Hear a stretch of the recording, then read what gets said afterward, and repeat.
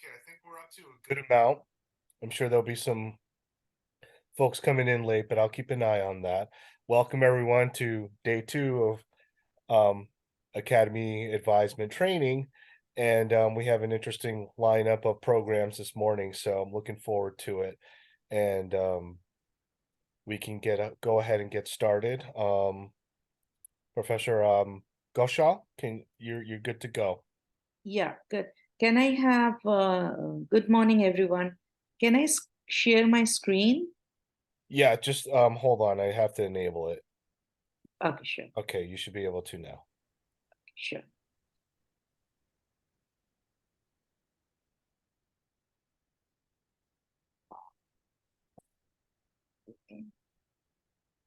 Okay, good morning, everyone. My name is Sarbani Ghoshal. I'm a faculty from Biological Sciences and Geology, and I am here to give some information about AS in Biotechnology program. So biotechnology is basically, like a part of biology only, but it is more specialized.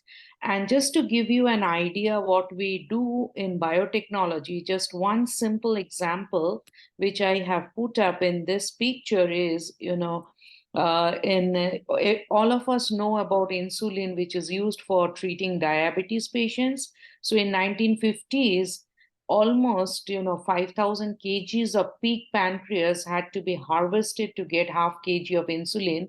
But thanks to biotechnology now, we have genetically engineered the bacteria, and we that can produce insulin and at much faster rate, as well as at in huge proportions, without the use of animals. So biotechnology has many applications. This is one application, and it's an emerging discipline. Means students pursuing biotechnology here can go to any of these fields, like they can do medicine, they can do clinical research, pathology, a bunch of careers. Especially they can work in pharmaceutical industries.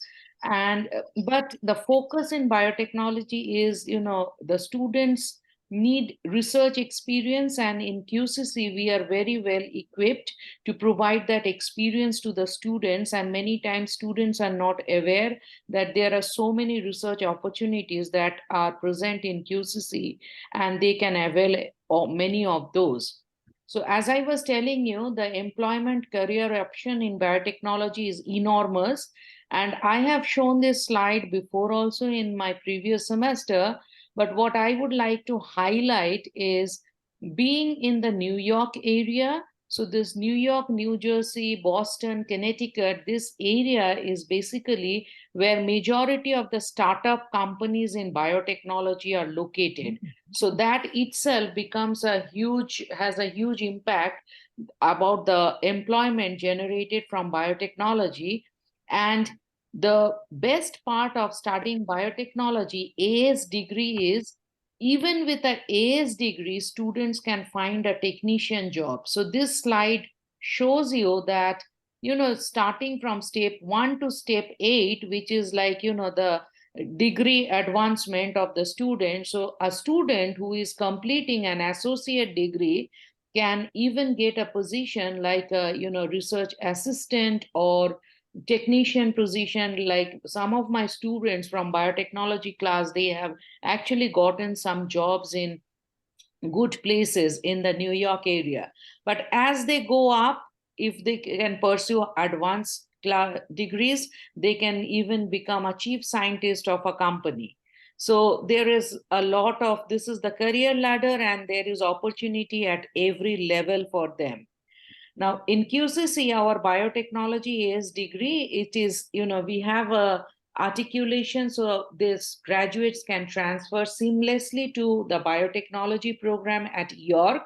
But this is also a misconception I have seen with certain students. They feel that they can only go to York from QCC, which is not the case. The students can even transfer to Queen's College, City College, and many other four-year colleges within CUNY, as well as with Stony Brook. And we faculty mentors, we are present. We can help them. And the highlight of QCC's biotechnology program is we take pride in the modern biotechnology labs. This is a lab-based, class. It's very research-oriented where students need hands-on training, and we are very equipped in QCC to provide the students with such experience. We have very good lab. We have a very good equipments. We take pride, and then we have many research active faculty members who spend a lot of time doing hands-on research with the students. Then we can also organize summer internship for the students. We let them know of the opportunities and in around this area. Plus our department has multiple research opportunities, like we have an independent research class which is called BI 554. This is students take for honors credits, and this is where they work one-on-one with a faculty mentor. And then there are paid internships from programs like NIH Bridges, which unfortunately is coming to an end this year, but we are trying to apply for another opportunity similar to this. Then we have the CUNY Research Scholars Program, and there are individual grants from faculty members. So students can actually get paid and they can have research training unless they are taking this BI 554 where they earn credit. So and they can get research experience through that also.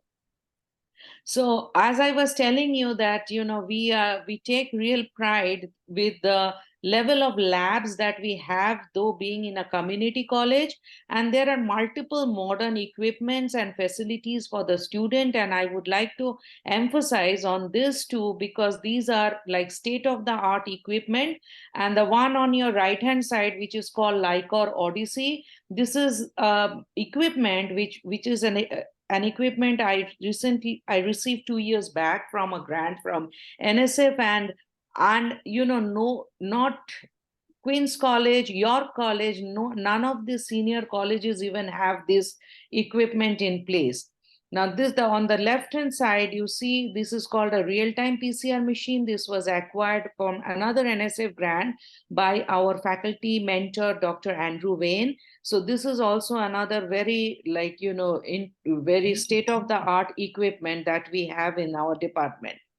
Now, as I said, the strength of our program is our research facilities that we provide, because biotechnology is very research heavy. If the students gain hands-on training in research, their opportunities to even land up a job with an associate degree is very high.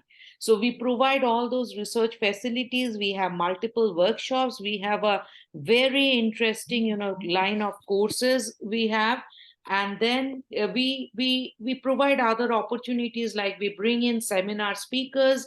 Last week Dr. Patricia Schneider and Dr. Wayne actually invited us great seminar speaker from Albert Einstein, and he talked about vaccines, and many of our students attended. There are multiple honors level courses which I'm going to tell you, and there are multiple opportunities. And this is the list of courses that are needed to complete this major. And the top part is our common core requirements, but I have put a circle about the major requirements. And I just want to highlight that the BI 202, BI 453, BI 357, and BI 554, all these are taught at honors level, so students can get honors credits. Plus students have opportunity. And additionally, these courses are run every semester. Sometimes we do have problem with enrollment, and that's the main reason that we want to highlight the strengths of the program. But the major weakness is that we sometimes do not have enough students for especially the BI 453 and BI 357 classes, which are actually very good classes, but a little heavy, so students need to take General Biology 1, before. And there are, like, sometimes students also drop out from these classes, especially the BI 453 is a 5 credit hour class. So it has 3 hours of lecture and 4 hours of lab. It's an intense class, but students who take the class and complete, they really come out as very trained ones in research. These are the 4 curriculum maps that we have based on the math placement. And then finally, I would like to share that, as I was so much emphasizing that our students get very good research training, I just want to share some of this data, which our students have generated. And these are, I can assure you that these are very high profile experiments, but our students have done this in our labs. And so we are equipped, and we want more students to benefit from these classes.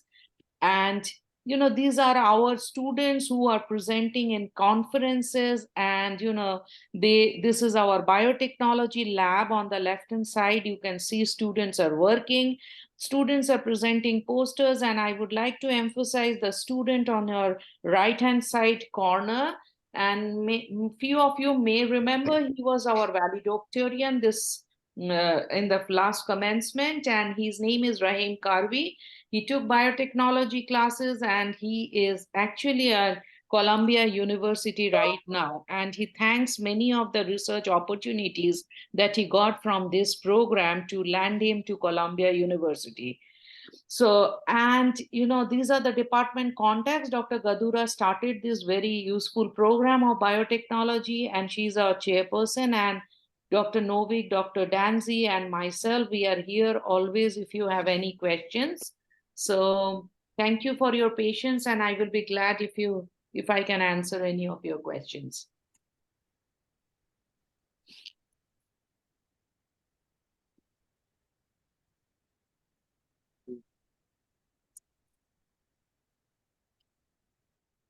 That was a lot of information.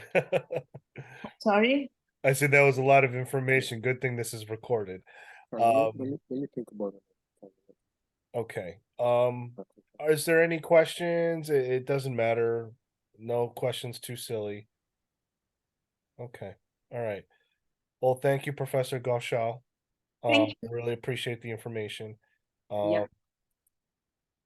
Next we have business, talk about CIS, management, marketing.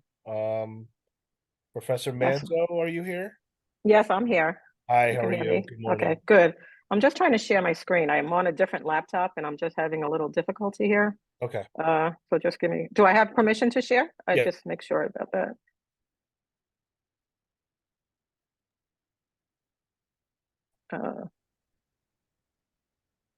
Yeah, it won't let me. Okay, it won't let me share my screen. All right, let me check. It might be my end. Okay. Yeah, I mean, 'Cause I'm on a different. I have it as enabled. Oh, is that, hold on, never mind. Never mind. Let me try one more time. And Okay. let me just say. Apps.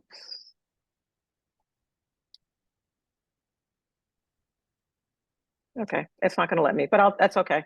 I'll talk through it. Unfortunately, you just won't have a visual. That's all. All right. Okay, let me just bring up my Whenever you're PowerPoint. ready. Thank you. Okay. So just a couple of things that I wanted to talk about was just about some of the changes. Well, first of all, let me introduce myself first. So I'm Christina Manzo, and I am the chair of the business department. And I just wanted to share some of the changes that have taken place in the business department over the past, currently and over the past few years. So the first thing is our Office Administration and Technology program, which we call our OAT program. So that's been discontinued. We're putting through our last group of students. Hopefully this semester, the last group of students will be going through that program. In addition, as part of the OAT, we had the medical office assistant program. And it was in conjunction with the biology department. But since we closed out OAT, we've moved that over to the biology department. However, they've changed their name. It's now called the medical assistant program.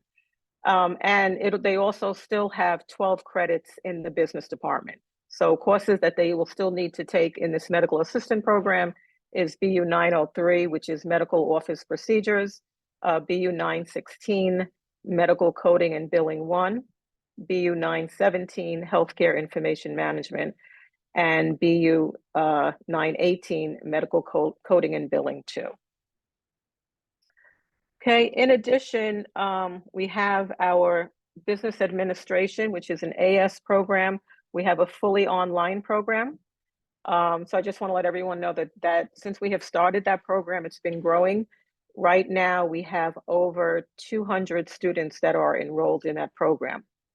It's important that everybody know that we also have an articulation with the School of Professional Studies, SPS, which will allow any student that is in our fully online program, they can transfer, everything will transfer over to the School of Professional Studies, and they can continue their bachelor's degree in fully online.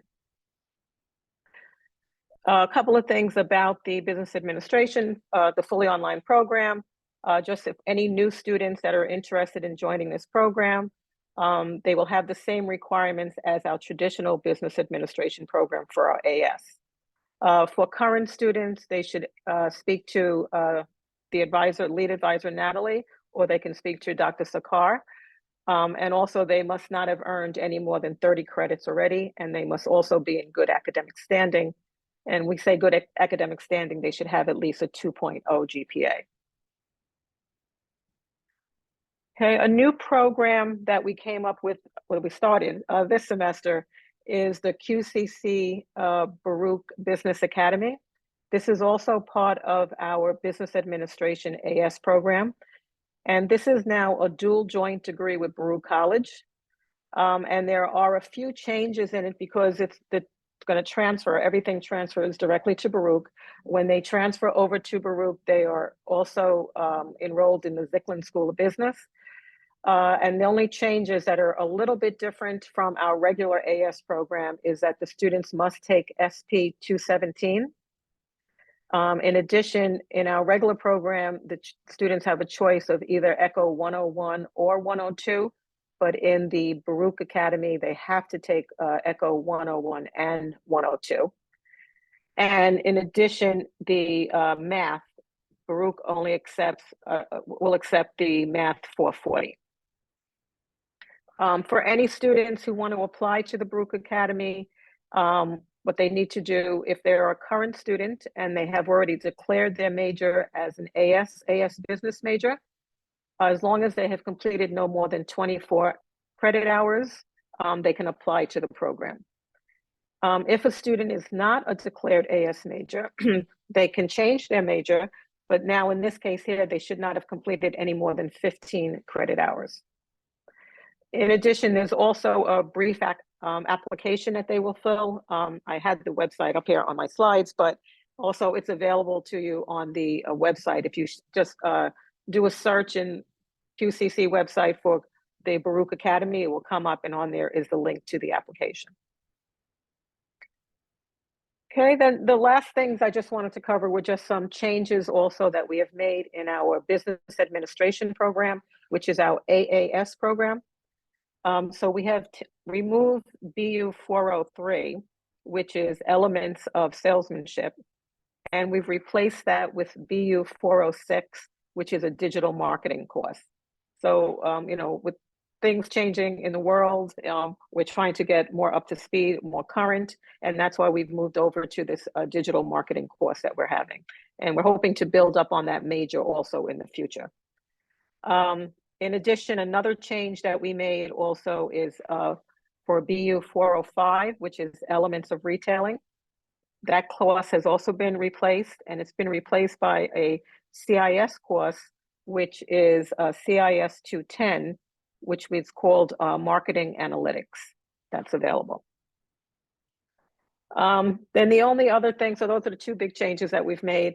And then the other things, talking about our accounting program, we do have articulations where the courses will transfer over with your college. And we are currently in talks right now with Queens College, because we do know that most of our students do want to go to Queens College. So we're just in talks with them, trying to work out an articulation with them. and so that we can also have the same type of smooth transfer of credits from Queensborough to Queens College in the accounting program. Okay, and that's about it that I have for today. If anyone has any questions or anything, I'm open to questions.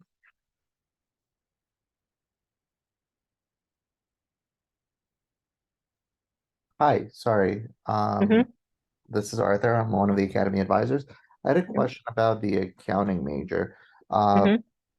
Now that we have an agreement with York and potentially Queens, do we know if it's going to be Math 114 and Math 128, or is it going to go through the track of Math 119, 121, and 440? I believe right now with York it's 128. With Queens, we're still just negotiating. Once I have that information, I will let you know. Okay, because in the past, I think it was Queens was the one that wanted the 114 and I think the 128. And I think if the students or they wanted to go to another school, whether it was Baruch or others, they wanted the math 119, 121, 440. I'll have to check into that because my understanding was only Baruch wanted the 440. But I'll check into that and I can get back to you on that. Okay, and if you could also just confirm if it's just for accounting, because sometimes students start off with accounting, but then sometimes they decide if they want to go into business administration, economics, finance, whatever. Okay. I'll definitely get back to you. Yeah. Thank you.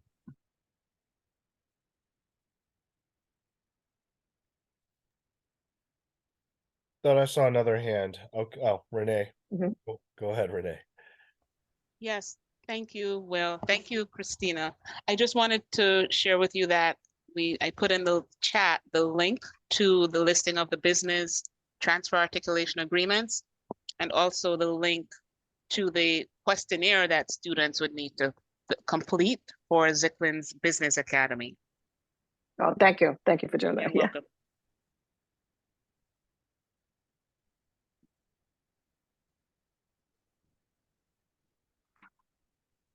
Any other questions? I thought I saw another hand. Okay. All right. Thank you, Professor. Go ahead, Edna. Go ahead. Well, the CIS program, the one for the AAS and the one for the AS degree. I know that the incoming students that's going to be taking the AS degree, but what is the real differential between the two? I have a student that is in the AAS degree, and he did ask the question, if he was to change over to the AS degree, what would be the differential?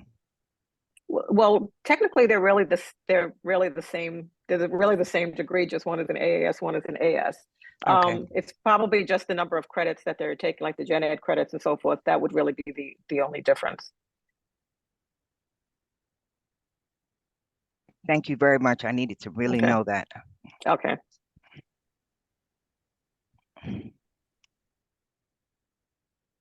Okay.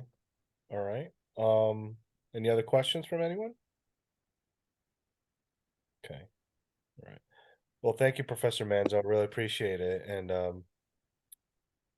And welcome to your first training. Yes, and thank you for having me. There'll be more to come. Thank you. Next we have engineering. I believe Professor Birchfeld. Yeah, I'm here, and Professor Marvin Gale is also here. Right. Okay. And I will try to share my screen. I hope it works. Yeah, it does. All right, are you seeing stuff now? Yep. Great. Okay. All right, so we're actually going to come back and visit you a little bit later afternoon because we have 9 degrees in our program, and we thought it might be better to take 2 slots for that. I noticed some of the other departments were doing that as well.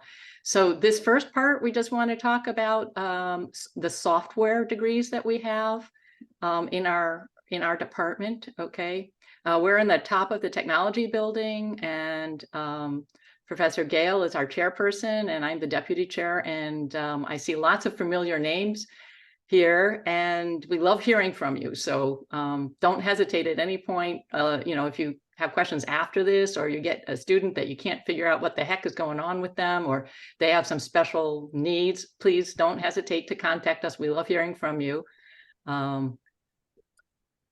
So let's look at these degrees that we're talking about. We have an AAS, the AS degree, the dual joint with John Jay, which is, I think of all our degrees, it's the most popular. We have about 500 students in there now. So it's a really vibrant program and students are really successful. That one is where they have, if they keep a 2.0, they're automatically admitted to John Jay in their computer science and information security degree program.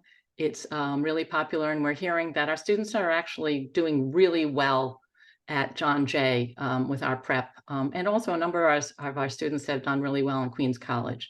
The transfer isn't quite as smooth there, but some students have done it. The other one is cybersecurity, which is officially new this fall, and enrollment looks pretty good. So it seems like there's a lot of students' interest in that, and we all know that's a really current topic of great interest to our students. And we also have our Internet and Information Technology, AAS, and I'll go over each of these kind of briefly. That one has a revision starting this fall. So it's been around for a while, but it has a revision. So all of these are kind of have some new stuff to share with you, which you may want to know. One of the questions I get from a lot of advisors is how to help students decide which major to go into.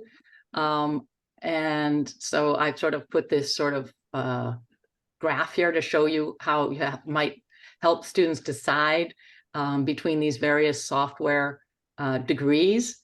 Computer science and information security has the highest level of math required. All of our programs in software get students programming the very first semester. We believe that students need to try that out when they first get here and make sure that that's what their interest is. So we get them started right away. We have no prerequisite math courses in Python to get them started right away. But the computer science degree has quite a bit more math. They have to go up to Math 441 as a requirement. Then a little less math is cybersecurity. They only have to go up to Math 440. And then our lowest math requirement is the IIT program, which only has Math 119. They can take 114 as well, that's fine. But that's, so that's the order in terms of math. The other spectrum you might be interested in is electives. Computer science and information security has 0 electives. It's totally prescribed, and all the courses transfer directly to John Jay. I'm sure you guys have heard about the dual joints. It's a wonderful program. So there are 0 electives in that. Cybersecurity, depending on their math placement, okay, they'll have 1 or possibly 2 or 3 electives in there that they can take. And then our most flexible program is IIT. And with our latest revision, it's gotten even more flexible. We have more electives. So if we have students who want to explore a particular area in technology, that's a really great program for them. I'm sure you guys know the AS degree is designed for transfer to the four-year program, and it's the dual joint with John Jay. It hasn't changed a whole lot recently. It's doing quite well. We are getting good feedback from students at John Jay. We've also seen that they're doing well at Queens College. This is, we have degree maps, flow charts, I'm going to call them, because on the QCC website, we have the ADA compatible Word documents, the PDF files. But these flow charts, I know a lot of you guys like them, and I've just been through the process of revising them to be accurate, because a few things have changed, like prereqs and stuff like that. So on the right-hand side, I hope it's not too small, but just so you get the general idea of our of how that might look, right? One of the things to emphasize for anyone in CSS when you're enrolling a freshman is that all students should take ET 574, okay? they really need to take that in their first semester. That's really important for a number of reasons. Hey, this is a computer science programming software degree. If they don't like that class, they probably want a different degree. So assuming they take that class in the first semester and they go, yeah, this is my thing. Then they go on in their second semester to C++, 575, and then they need to take 580 in their third semester, okay? So the reason they need to take 580 in their third semester is that John Jay wants the grade from 580 before they will place them in the correct classes. They won't enroll them in the correct classes for seamless transfer unless they have the grade for 580. So that's why they're telling us third semester, the students need to complete ET 580. So that's one of the key things for this degree. And it is a software degree, you know, computer science programming degree. So this is really key for them. All right. And let's see.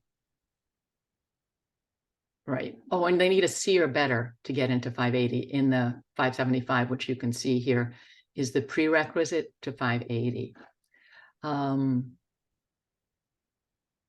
One of the things we're working on updating is sometimes we get students with advanced math placement. They get placed into 440. We were having them take 442 only. We'll need to change that because they changed the prereqs in the math department to also include linear algebra, math 461, which is a really useful course in computer science. So students may prefer that over 442. Contact us if you find a student like that. Or if you get higher placement on the math, you may want to contact us so we can help them with it.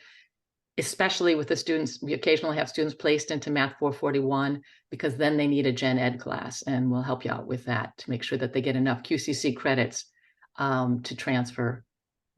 They don't actually need more math, so we can start them on some Gen Ed to help them get through their four-year degree faster.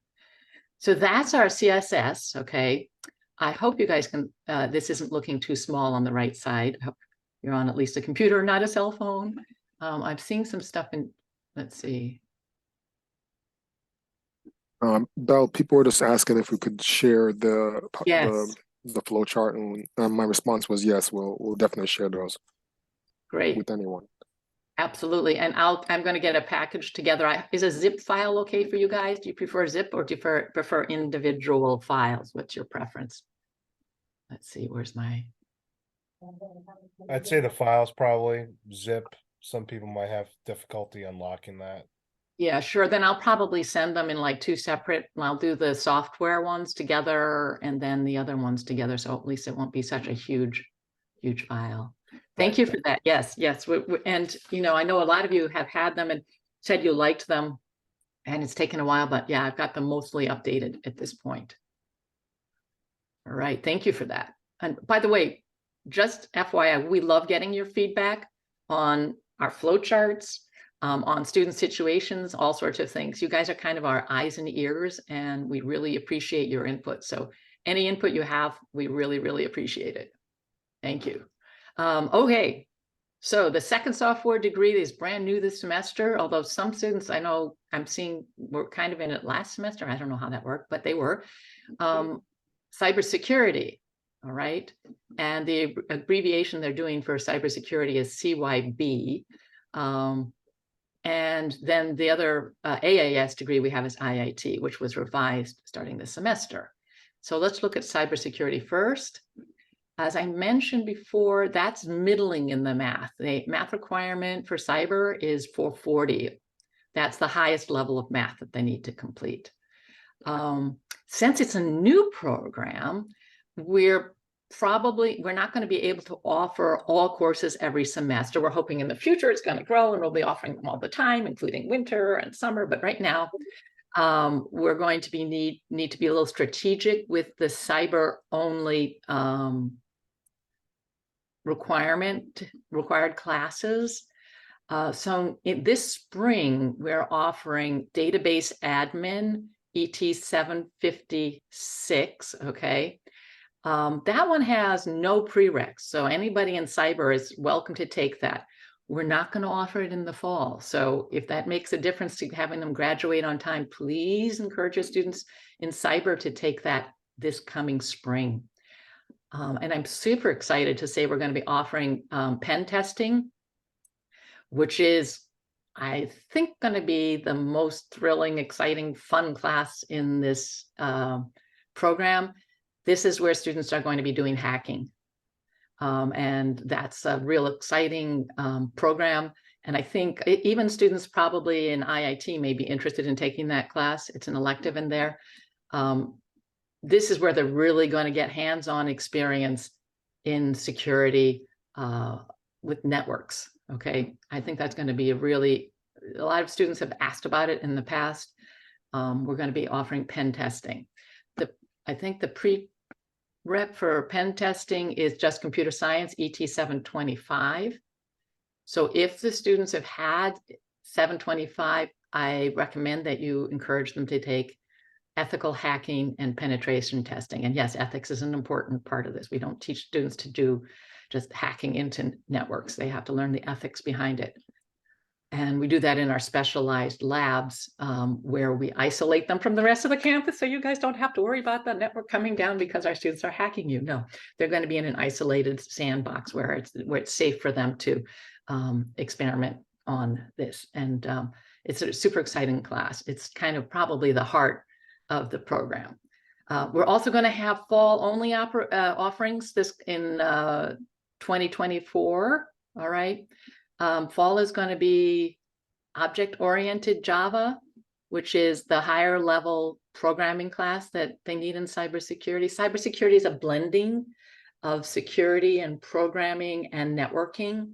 Okay, so it's not pure programming, but students do need to have some programming. If they don't understand programming, they can't really get into security. That's an important aspect. And we're going to be offering advanced security ET 726, in addition to policies and procedures. Oh, I was wrong. Database admin has a co-rec of Python. Sorry, but you'll see that. So those are something to look out in cyber. Is we're going to have to, be strategic on our course offerings. And I have planned it out, though, with a number of students who came in with all their gen ed so that they can graduate in next January 2025. In 3 semesters, they are going to be able to graduate. So if you have transfer students coming in wondering, hey, I've got all these credits, can I get through the cybersecurity in 2 or 3 semesters?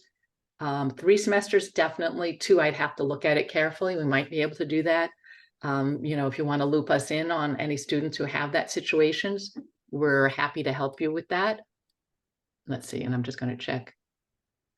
Yes, Edna, it's so nice to see your guys' names there. I mean, I miss having you come over to the department and talking with you. This is the world we're in today. So here's cyber. And again, the thing to watch out for cyber is some classes, particularly, will be in the spring and fall, at least until we get things up and running, and then hopefully we'll be offering them more frequently because it does seem to be popular with students. Any questions on cyber?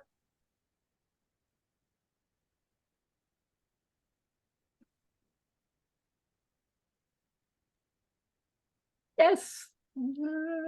Maybe one of these days we'll have another one of these in person. Wouldn't that be nice? Okay, so sorry, yes, before you Arthur, continue, go ahead. Hi, thank you, Dr. Birchfield. I have a question.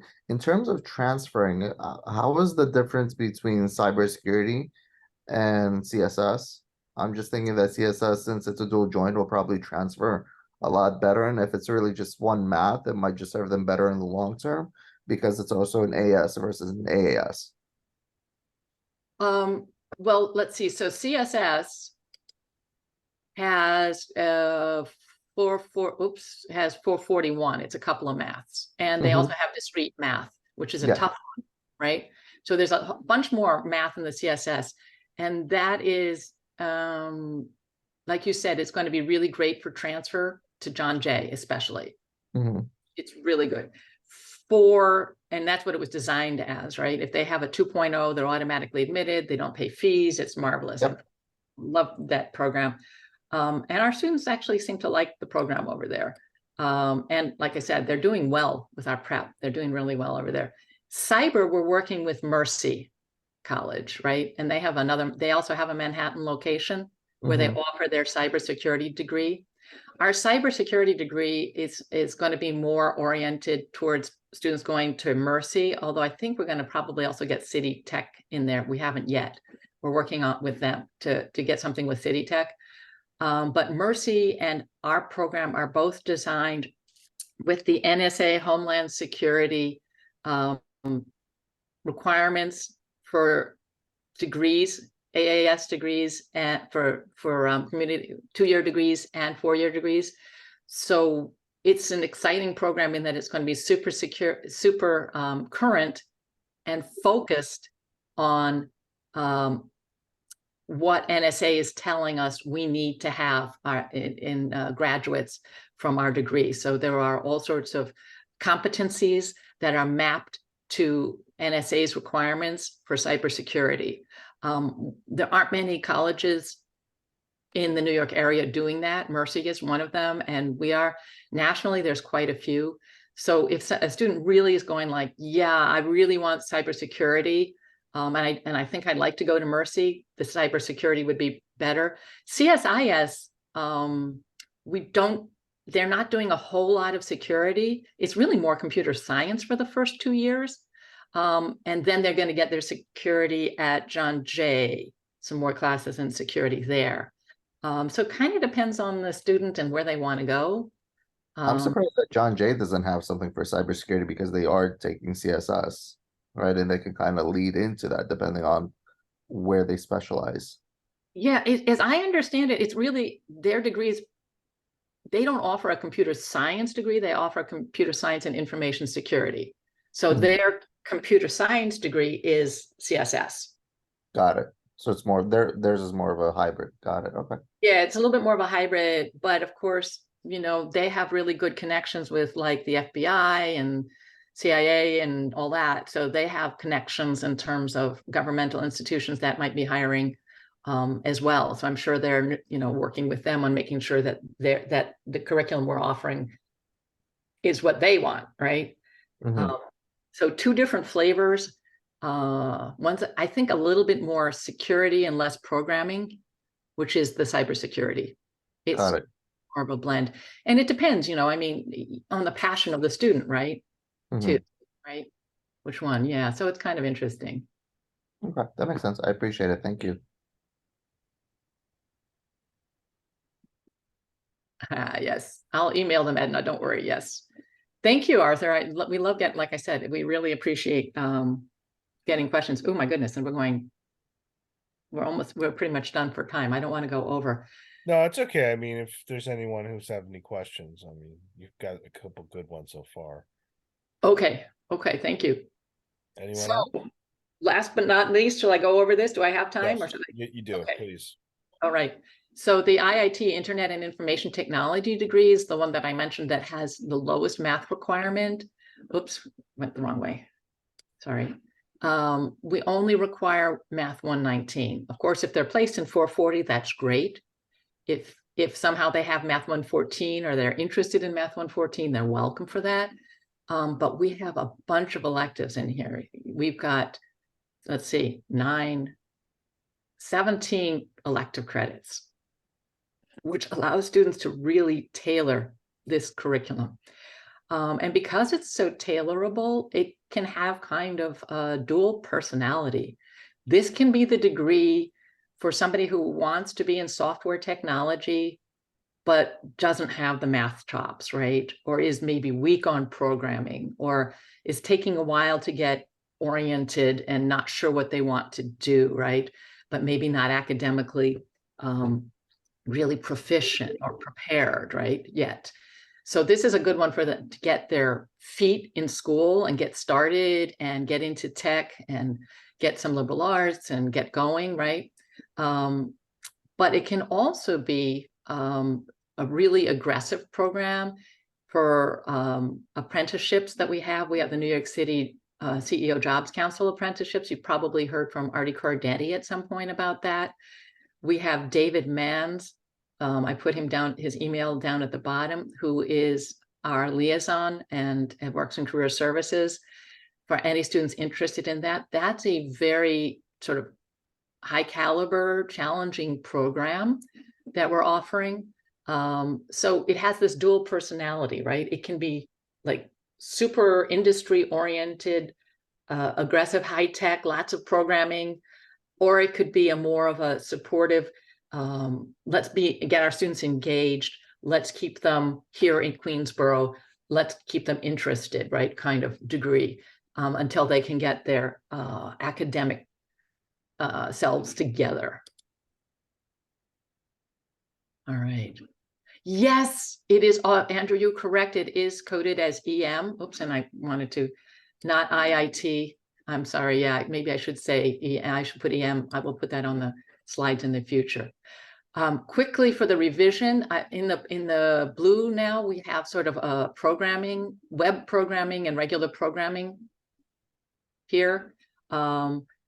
We've moved 712 to the second semester. 710 is a prerequisite now, not a co-requisite.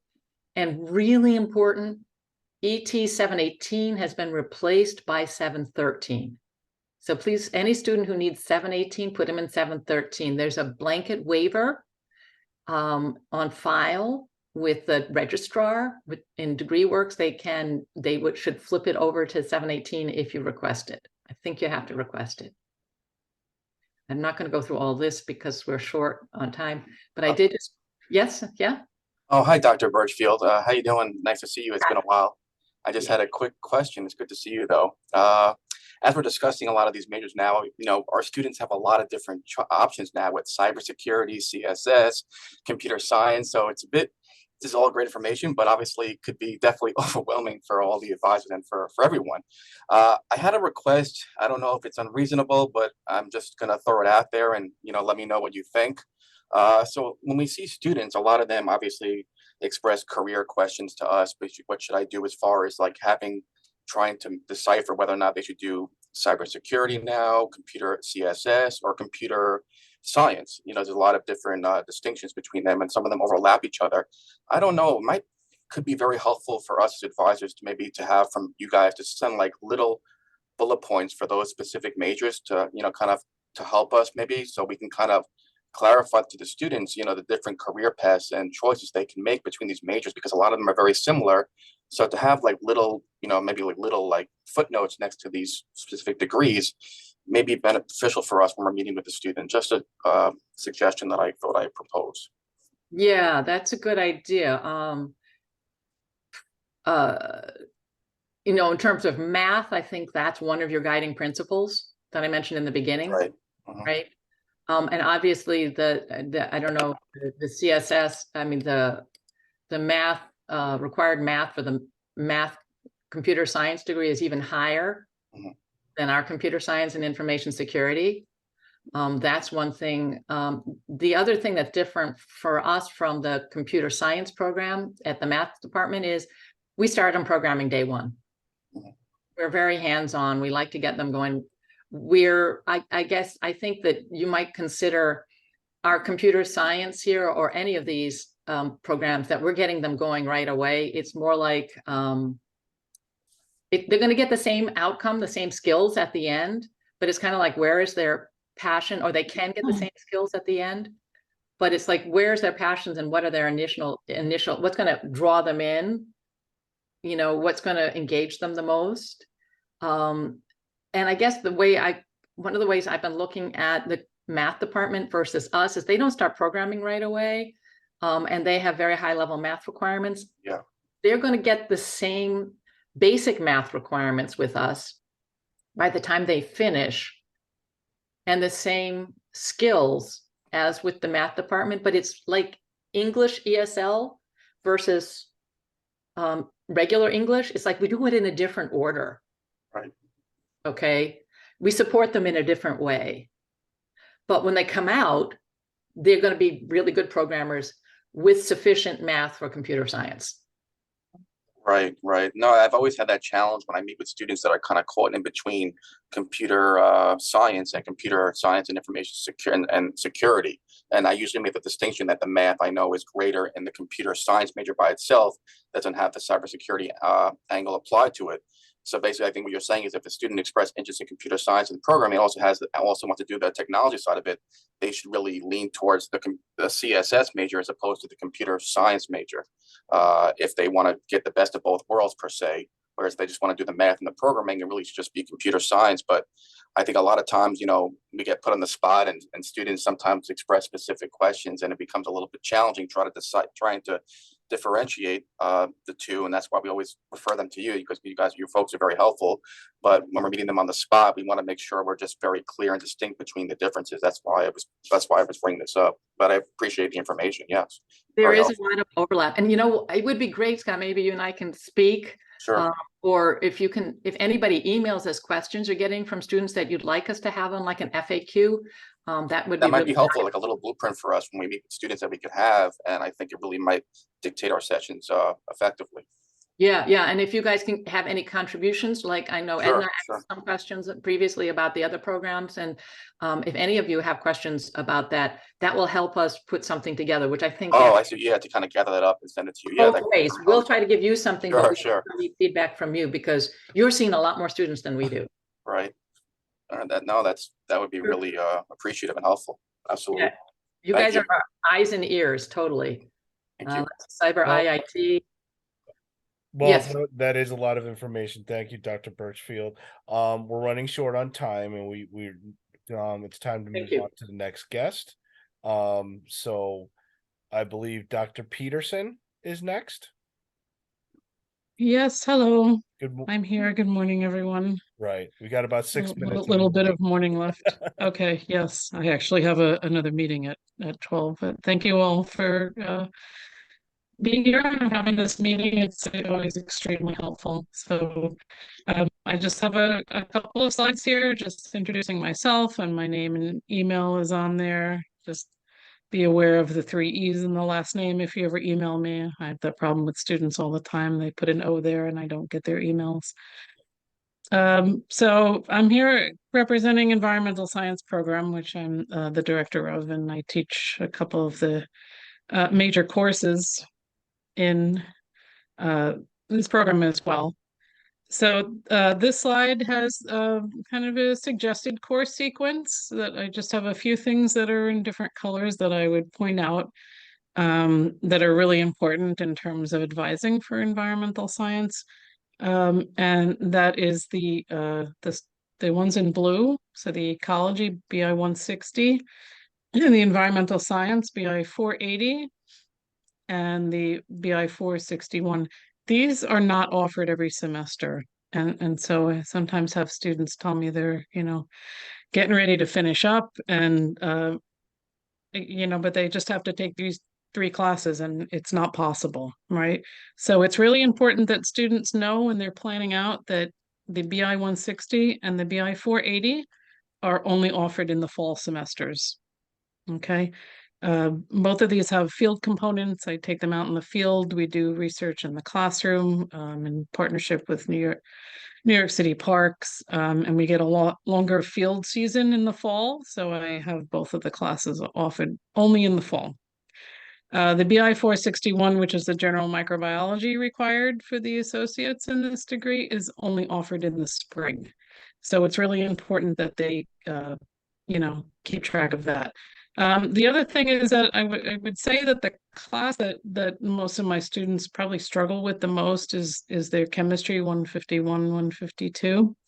And so as one of the advised electives, we have a Chem 110 and 111, which sometimes students put off the advised electives and they'll end up taking this after they've taken a much harder chemistry class.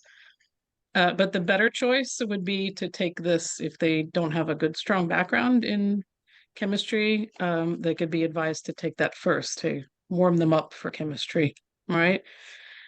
What else did I just wanted to point out here? We have articulations with Queens College, Malloy University, and SUNY Maritime.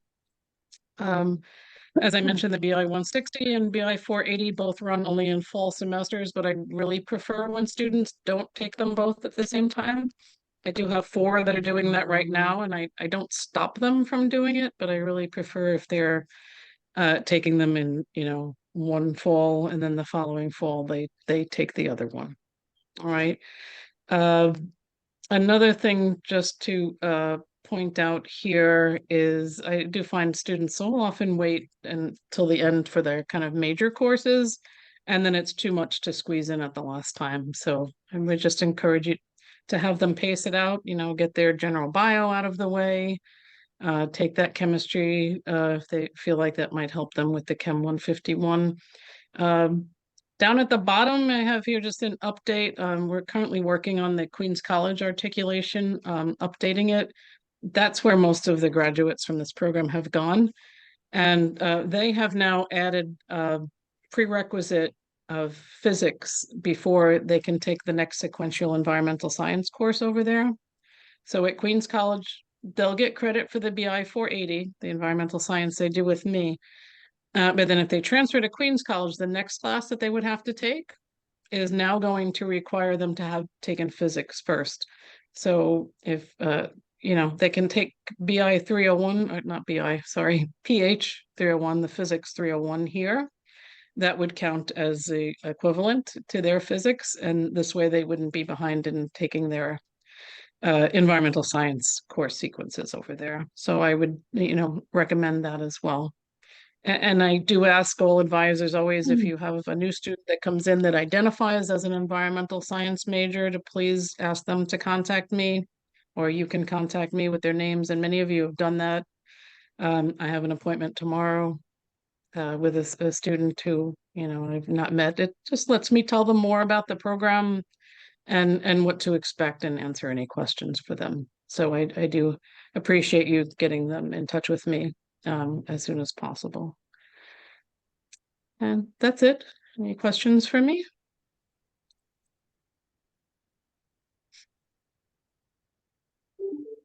So careers, yeah. So on the website, there is a link to different types of careers, and I do have also I have actually this semester. I can share this with you. I have 3 of my alumni from the program that are coming back to give a seminar about what they're doing now. Like, one is working for USGS, one is working on a PhD out in California. And the other one is currently at Queens College, but he's managed to get a lot of great internship. So I'm having the alumni come back to speak to my current students. But I can provide a list of career paths. That sounds great. Any other questions?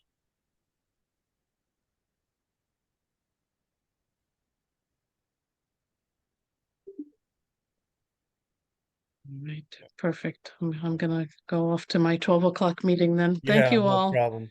Please feel free to email me if you have any other questions. Sure. Thank you, Dr. Pearson. Really appreciate your time. Okay, no problem. Take care. Sure. I've been getting this question. Hold on. Hi, Panita. How are you? Just give me 1 second. Just wanted to say something real quick. All these recordings will be sent. I wanted to send after this. I'm going to be sending out the recordings this afternoon. I've been getting a lot of questions about that. I wanted to send everything in one email to make it easy for everyone. So it'll all be detailed in an email with the dates of each recording, and the links will be sent out this afternoon. So thanks for that. Okay. Hi, Panita. How are you? Good morning.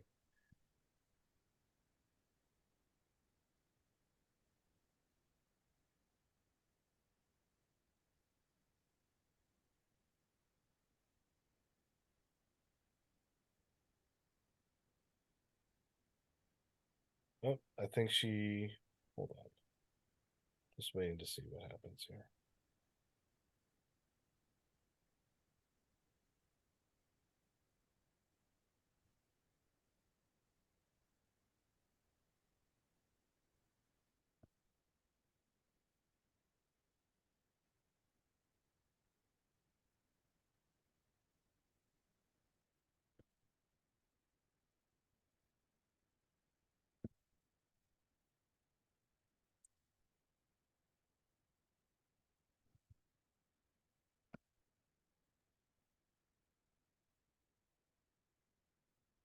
Anita, are you there? Hello?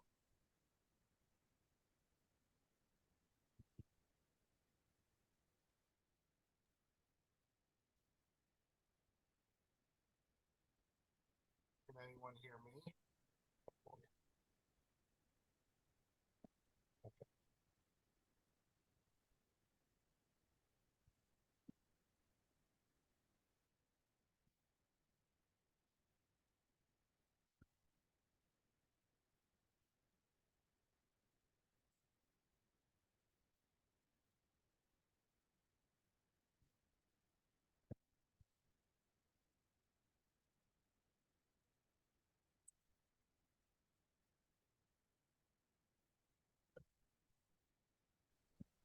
Hello.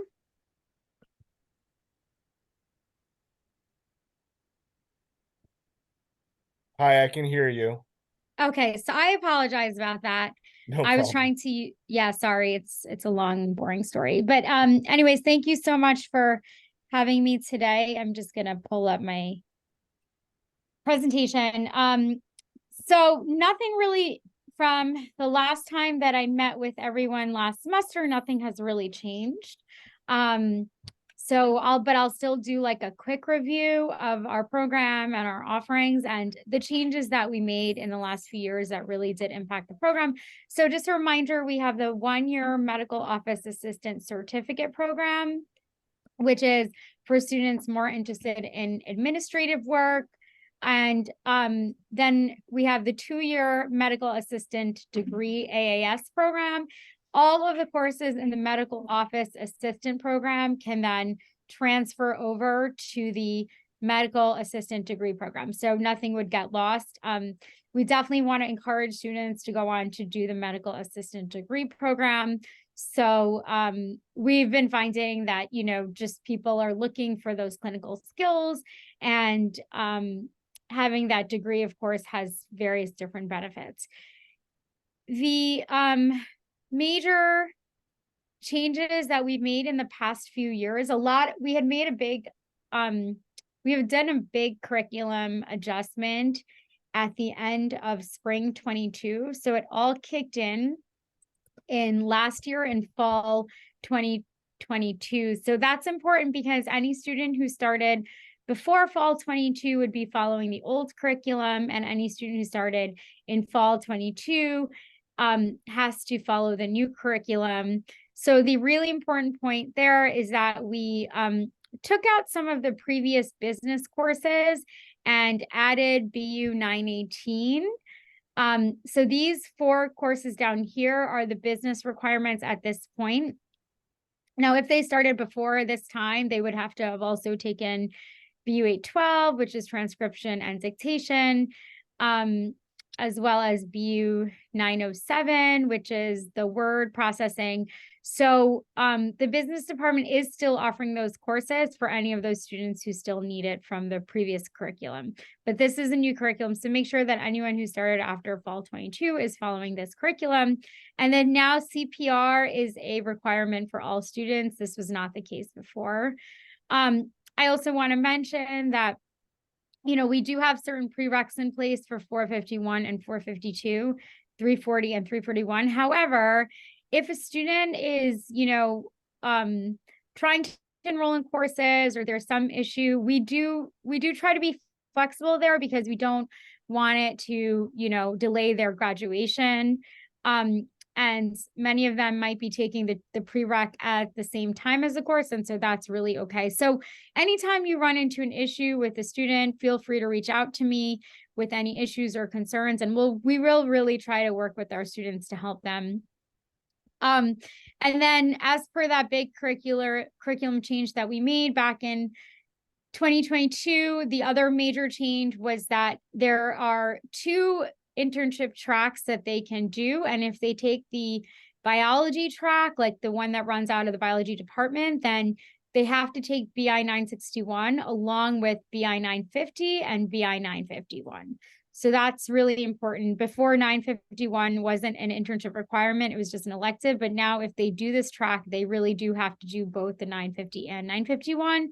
And if they don't want to do phlebotomy, they can go do the business internship, but the business department hasn't been running the BU 600, since the pandemic, but they offer a substitution for that course. So, the student can reach out to the business department to figure out the correct substitution. And likewise, I will also, if the student just doesn't want to do BI 961 and they want to do more administrative internship, I can work something out with substitutions and they can do the administrative internship with our internship courses. So, the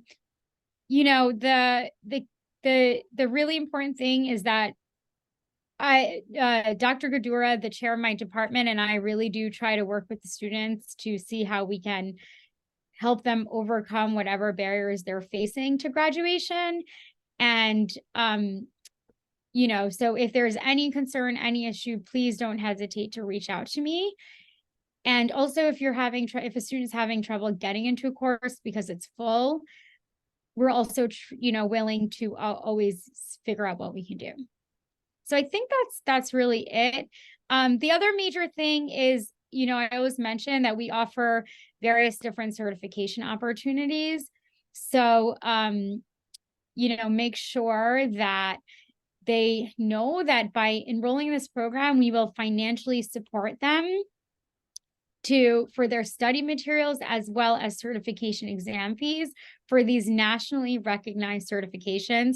So they can get a certification in phlebotomy technician, EKG technician, and then the clinical medical assistant certification. And we also have been offering this health coaching program where, again, we pay for their materials and guide them through the process. And this has been very successful for us. So for students who, want to do a 2-year program, get a job, and have credentials to show for it, this is a really wonderful program for them.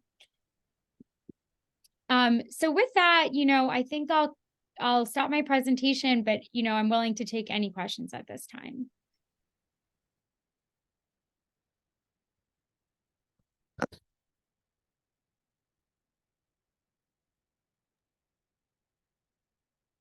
Any questions? I thought I heard a blip.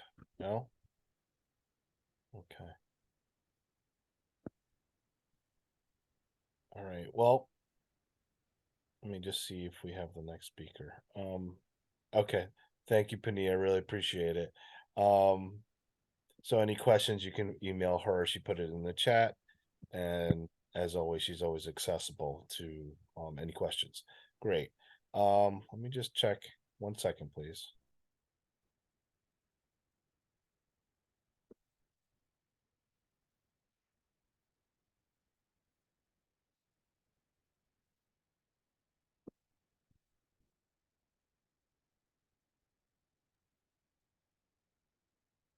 Have anyone here from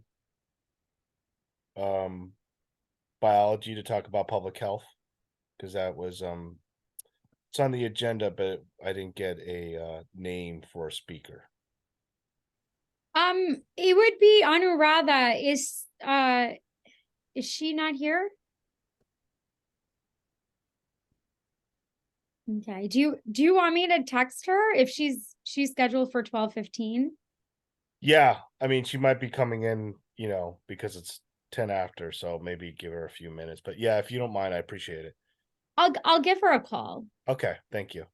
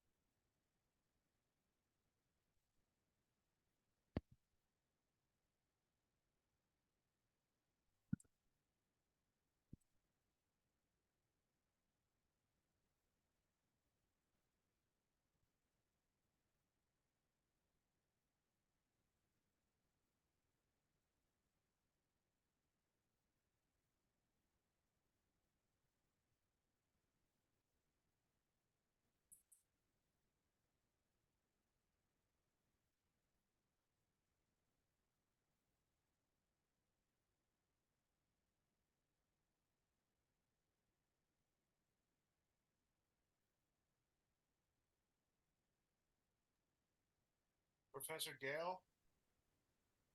Professor Marvin Gale, are you there?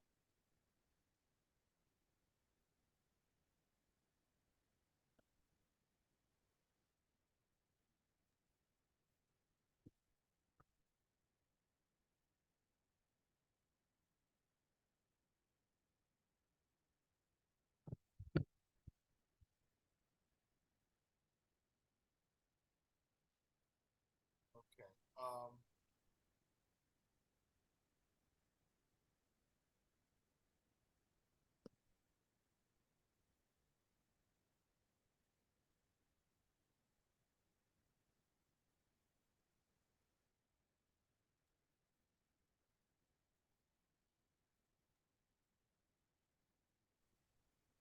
Hi, I will just speak on her behalf for a minute. She said that she doesn't really have many updates, but that she had last time she had talked to the group, she had mentioned internships, that they were developing an internship course for the public health program through the biology department. At this point, that one hasn't been approved yet by CUNY Central, but once there is, that they'll be doing info sessions, and they would love the advisors' help to, relay that message to students.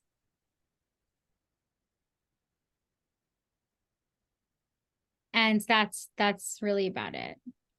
Okay, that sounds good. Sorry, I'm having trouble with my mic as well. We were a little technically challenged this morning. course. Okay. Thank you for that. Thank you for the phone call too, Penny. I really appreciate the extra effort. No Okay, problem. so we're gonna shift gears. What I wanted to know is, Professor Marvin Gale here, please. I am. Would you be able, we're just gonna jump ahead. I believe you were on the list, right, for mechanical, mechanical, telecom, and the other subjects? Yeah, Professor Birchfield had the slides prepped, so I think she was going to take that. Okay. If Dr. that's Birch- okay. Well, if anyone would like to jump in ahead of schedule, we're just shifting Oh, gears sure. here. Belle, is that okay?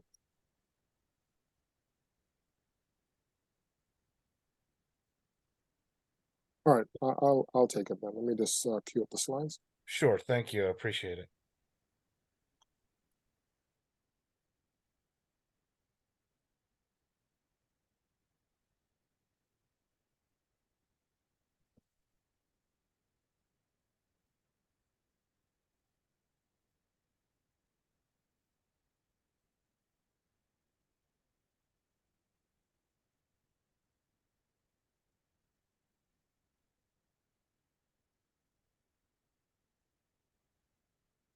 And you see my screen? Yes. Let me just. All right, so to complement the software degrees that Professor Birchfield mentioned, we have a few hardware degrees. I like to be in this mode so that I can just scroll down. I hope everybody doesn't mind. Can you all see my screen? Yes, I can. Okay, great. So to complement the software degrees, we wanted to just mention that we have some hardware degrees as well, right?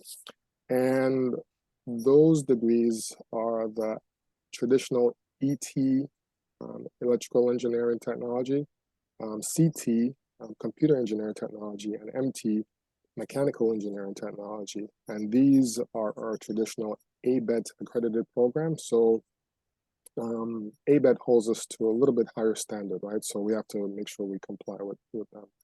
In terms of the math requirement, students will come in and they're required to take Math 114 and Math 120. I think it's 121. I'll probably just double check that. The programs that we offer, as Professor Birchfield mentioned, they range from some that are more math intensive, right? And some that are a little bit less. The CT ET and MT program are more on the hardware side, which I show in this graph, and the math requirements are approximately the same, right? So if the students come in and they're not really thrilled on the math side of it, then they might want to just have a look at the other options, right? If their math skills are strong coming in, then these programs will work pretty well for them. In addition to these programs that were mentioned before, we also offer architecture technology, where these classes are geared up so that once the students graduate, they will transfer to a Bachelor of Technology in Architecture, right? The requirements for these are fairly similar to the requirements for the ET, CT, MT.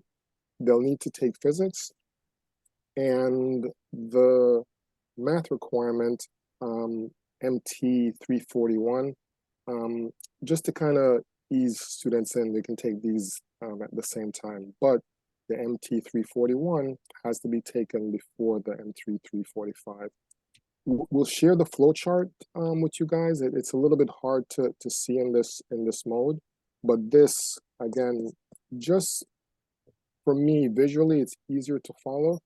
And we prepare the flow charts and we don't put the flow charts on the web because it's harder to make these ADA compliant, right? So these are just a little bit easier for us to process visually.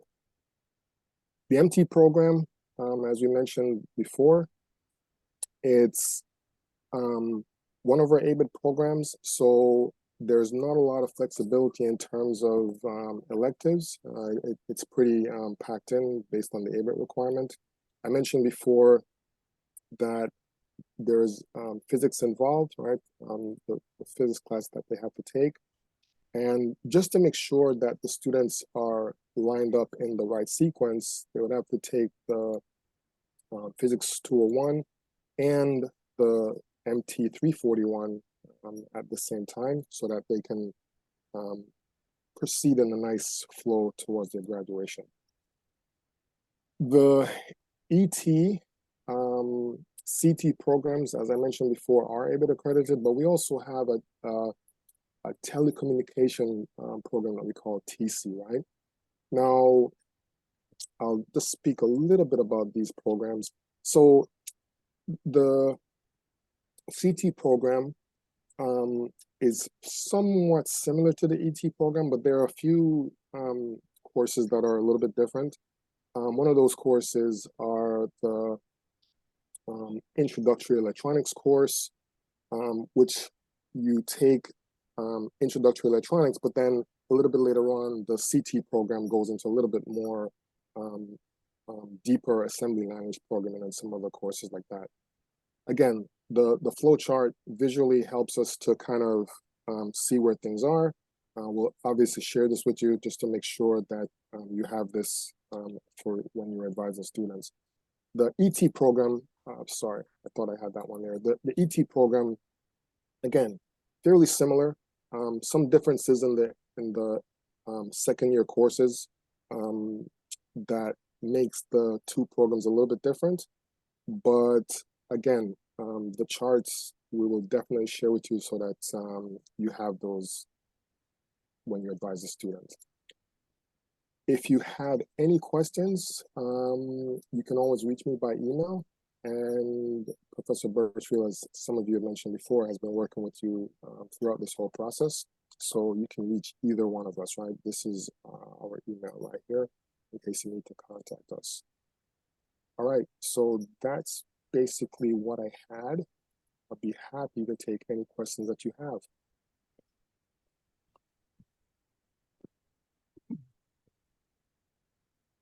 Was there an articulation agreement for the architectural program? I don't remember off the top of my head. I will double check just to make sure before I give you the answer, all right? Okay.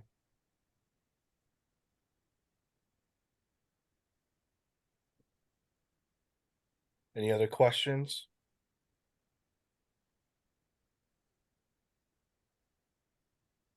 Okay, all right. Well, thank you, Dr. Gale. I really appreciate it. Absolutely. It's good to know that we have such involved faculty. It's really great. Makes I it agree. Thank easier you, for guys. everyone to work together. Um, we're waiting for the next speaker, so what I would say is, why doesn't everyone just take a 5-minute break? And we'll start back up at 12:30. That's when the next speaker will arrive. So take a 5-minute break, everyone, and we'll be back at 12:30. Thank you.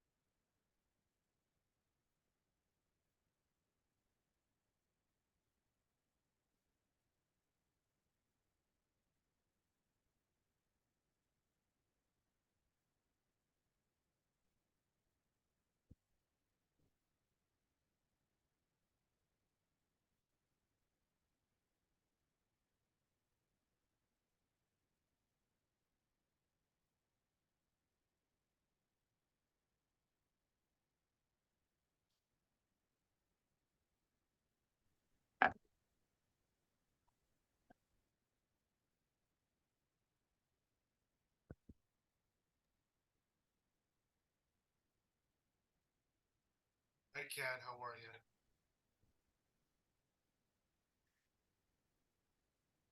Hi, we had a little technical problem, which is why I'm in a different location than usual and not showing up as clearly on the screen as I would like, but I'm happy to be here. Great. Yeah, we've just been we've had difficulties. My mic, some folks had connection issues, so it's par for the course when we're all in Zoom here. Yeah. Do you need to share the screen? Yep, absolutely. Let me just go ahead and do that. Yep, and take a minute to get prepped, and then you can go whenever you're ready.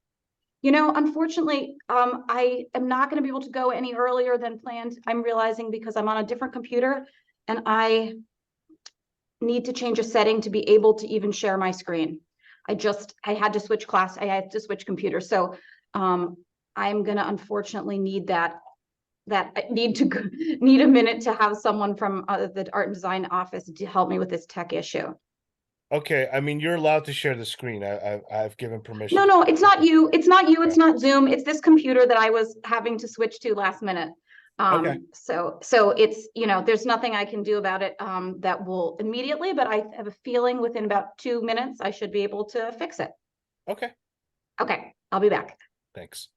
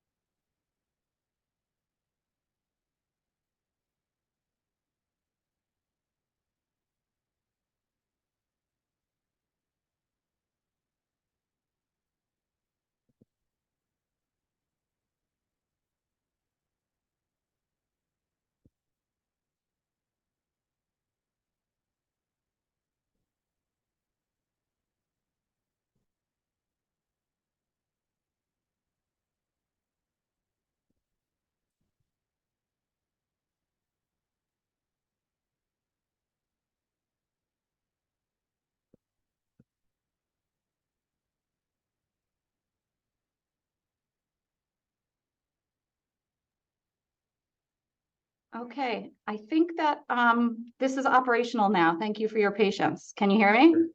Yes. Okay, thank you. Thank you so much. Oh, one moment. Is there a way to make the sound a little louder? Okay, the whole department is helping me and I really appreciate it very much. Okay, so thank you so much for your patience. I'm Kat Griefin. I run the Gallery and Museum Studies program in the Art and Design department. And I'm going to tell you a little bit more about what we do. We are one of the smallest majors on campus, but based on a recent survey we did, I think we can certainly say one of the most successful in terms of our students going on to really exciting and gratifying careers. So I'll share more about that soon.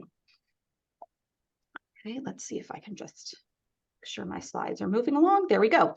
So why Gallery Museum Studies they're a GMS program at QCC. Our classes are very small, so there's extensive mentoring involved.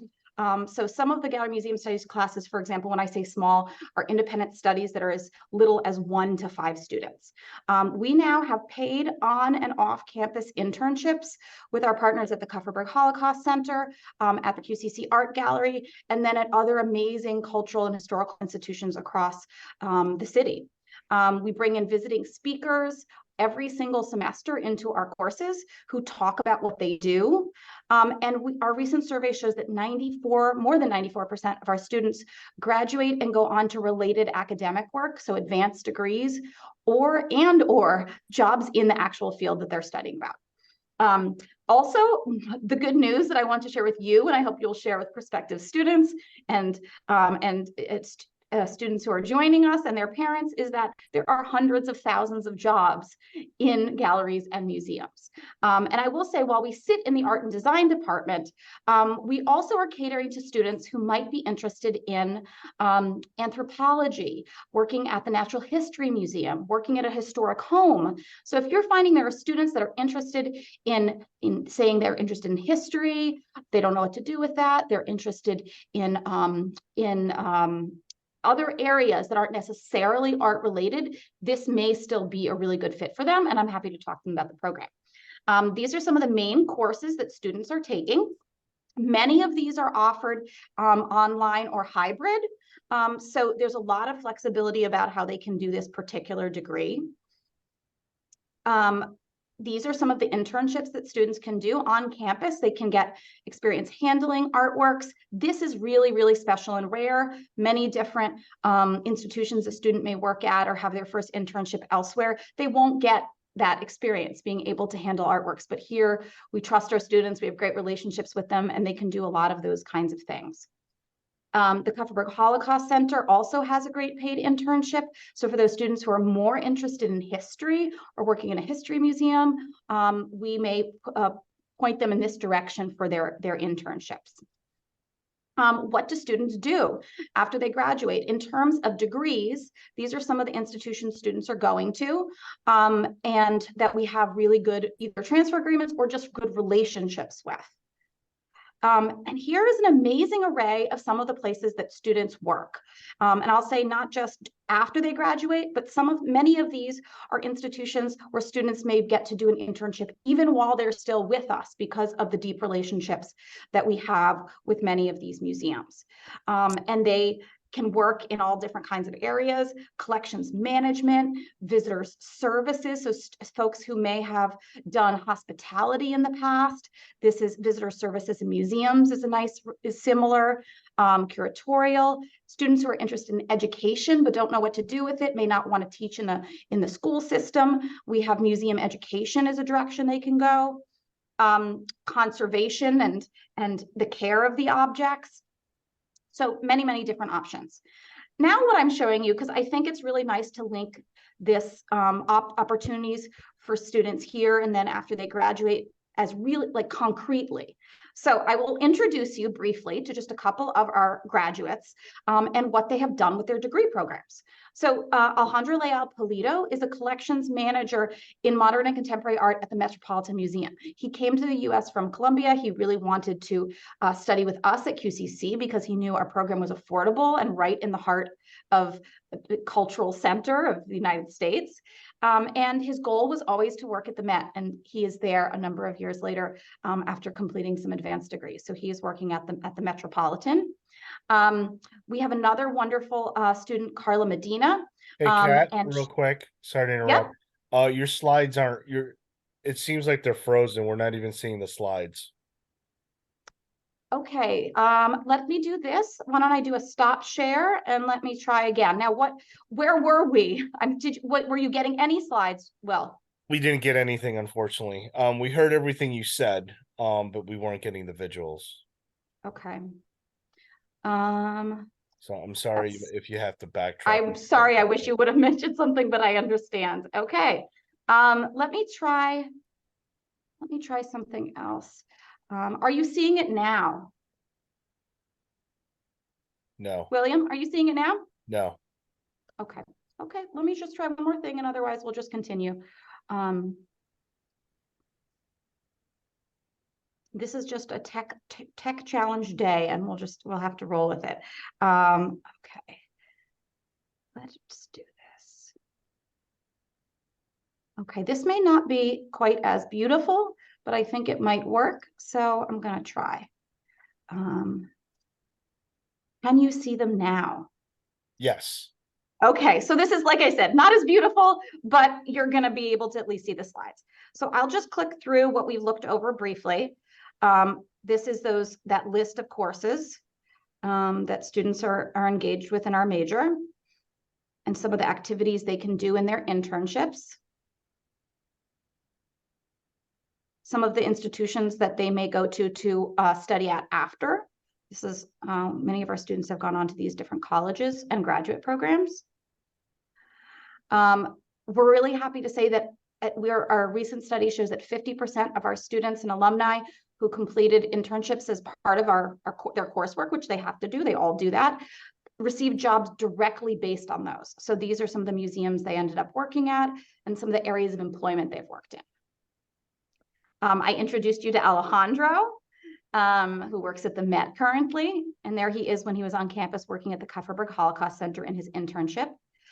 This is Carla Medina. She's actually moved along to another museum, but she most recently previously worked in visitor services at MoMA PS1. So she got to take art curating and art business and other courses from us, and then found a position in visitor services. Angelica Palmer, I'm happy to say, has moved on to the MoMA.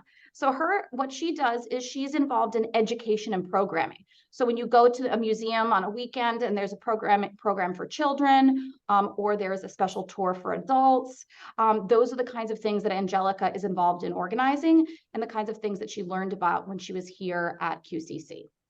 So she worked at the Bronx Museum and now she's at MoMA.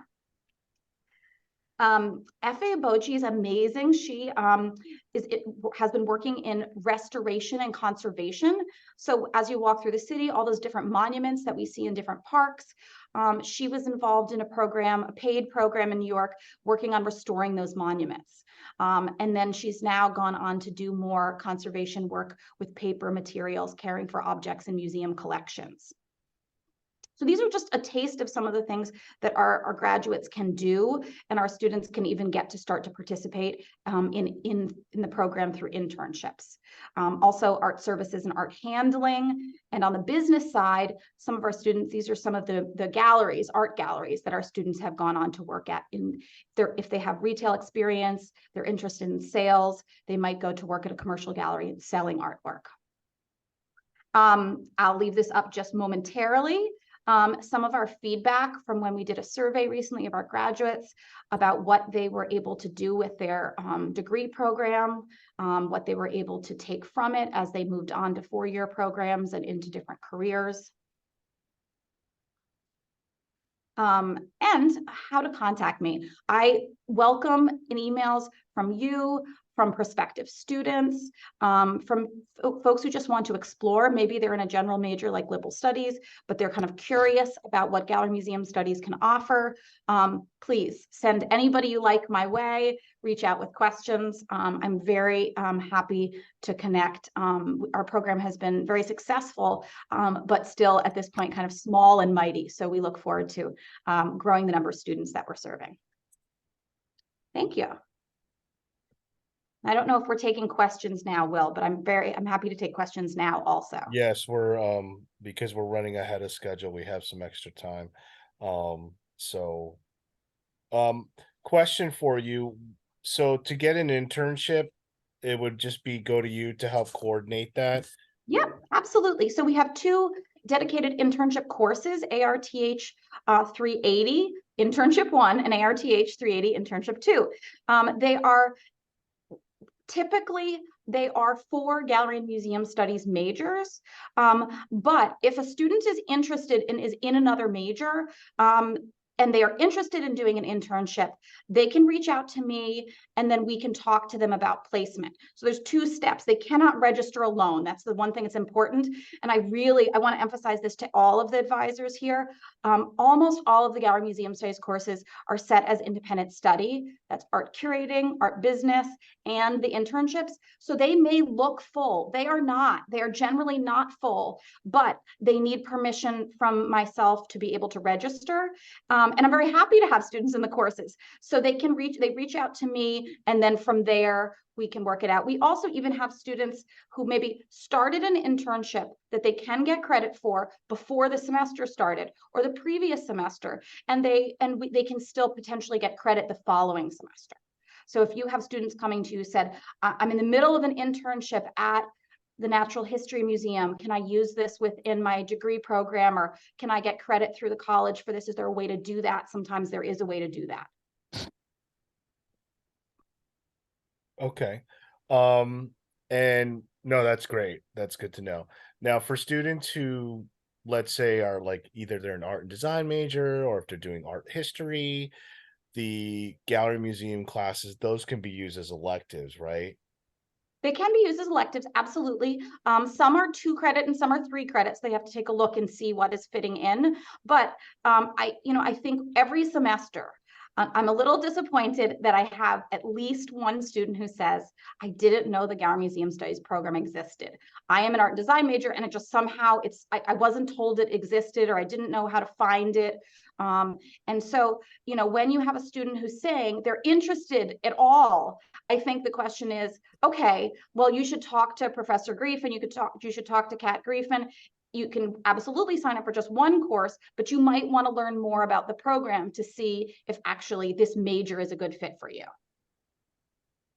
The lights turned down in my classroom, so this is obviously not where I usually am zooming from. So let me fix that, but I am still with you, and I'm really happy to answer more questions.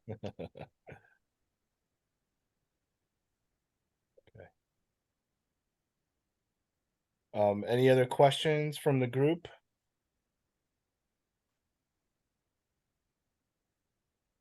Okay. Do you have this? Could you share those slides with us? Sure, And then we absolutely. can, I'm very happy to. yeah, and I can forward it to everyone, Yeah. as well, and then we can get everyone on the same page. Okay.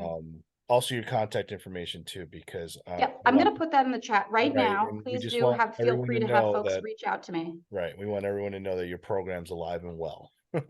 Thank you. And I will say, I should give thank you very much all of the advisors, because last semester we had the most new students coming and inquiring about the program, or the most in a number of years. And many of them came and said, a specific advisor who attended this program last semester, helped me find your program and understand what it's about. So thank you so much for sharing the information about the program. I really look forward to hearing from some of your advisees in the future. So thank you. And I will put up, I put my email right there in the chat, and I will make sure that you get everybody gets those slides as well through Will.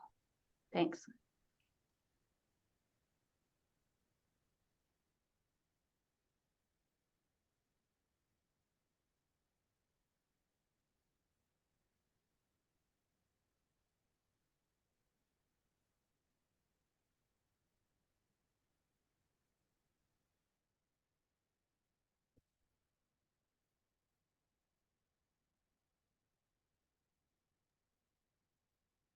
Okay, great.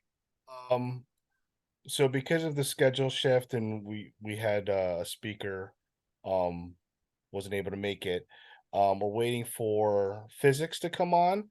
And I've contacted them to come earlier, but it seems they're gonna wait till they're 1 o'clock. So, if we can just take another break, I apologize. Sometimes these things are unforeseen. Let's take a break until 1 o'clock and then see if physics comes in. Thank you very much.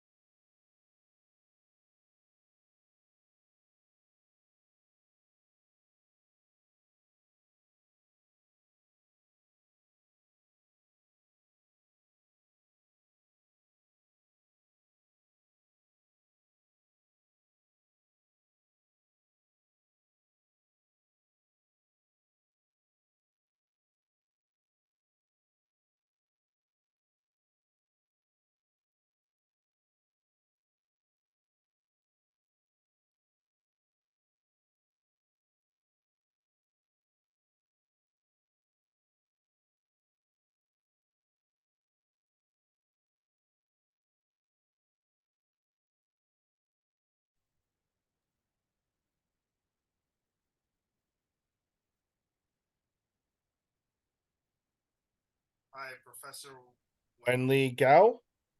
Hi, hello. Guy, how are you? Good. How are you? Good, good. Is Dr. Amendas here? I haven't seen him, but he did email me that you were attending, so Okay. I thought he's gonna come as well. he might be running late. Are you also presenting on behalf of the department? Well, the issue here is that, we have this problem because often students they intend to do engineering major, but then they were placed into wrong math class, not wrong physics class. So we're just wondering what is the advising process you guys do over at your office, and what can we do from our end to avoid this kind of issue? That's the main issue we have right now. So students was there any changes in the curriculum because of the? No, it's been always a problem. So often by the end of the semester or in the middle of the semester, students talk to the professor and then, find out they're in the wrong class, especially they're confused about technology program and engineering program. So we kind of, we kind of wonder, what kind of process you guys do at your end and what can we do from our end to prevent this kind of issue from happening in the future? Well, for starters, you guys are here. We haven't had physics attend a training in about a year or two. So there might be some disconnect there, and then there's some changes there. That's why because we just changed the Dr. Amanda just became a department chair last year. Yeah, it's been a little bit over a year. Okay. Yeah. Okay. Well, thank you for coming. I think it would be helpful maybe if do you have any slides or anything on the program or? Well, I don't have any slides for the program, but I just, because in order to understand exactly what's the issues, then I want to, the purpose of us coming to this meeting is just trying to find out where is the problem and what kind of process students, in terms of advising. And then maybe we can give you some material later or what you guys need from us. So to avoid this kind of thing. So we're just trying to find out where the problems are. Okay, because this was this meeting's the purpose of presenting the programs that you have, not to point out the problems. So it's a little, there must have been a because the process for advising has always been the same. Okay, we have all the program information. We work with all the students one-on-one every program. It's nothing different. If it's a few cases where they might have had the wrong class, with the volume that we work with, that can happen. I'm sure it's not a large number. So it happens every year. It's not like something new. So and then maybe there's a miscommunication somewhere because that's what we were told to come to this meeting to talk to you guys to find out what are the issues. Okay, so is it the math? What other issues are there? Well, I mean, math could be the problem, but the major thing is that students are confused about technology and engineering program. I guess they don't understand the difference. So my question maybe is that, so when students come to your office, are you guys still dividing into different academy or you guys just do the advising generally? Doesn't matter which, major the students are in. No, we do have specialized advisors in those programs. And we just need to get updated course outlines from the program, possibly, that could help clear up any miscommunications. I see that the chair's here. Hi. Okay. Hi, everybody. Yeah, I'm listening. I'm listening. Can you hear me? Yes. Yeah, I would agree with Professor Guo. There's been a long-standing problem in in our department with students in the technology courses that, you know, every once in a while you'll get one that seems confused, and they say they want to be an engineer. They say they want to major in engineering, and they're not clear what the difference is and why they're even in Physics 201, which is the course that's taken by technology AAS majors. You know, I would say it's, in my classes, it's usually like one student a semester for the 14 years that I've been here. And now that I'm in the position of chair and have a chance to do something about it, we spoke with the engineering department chair and Bell Birchfield in the ET department to find out.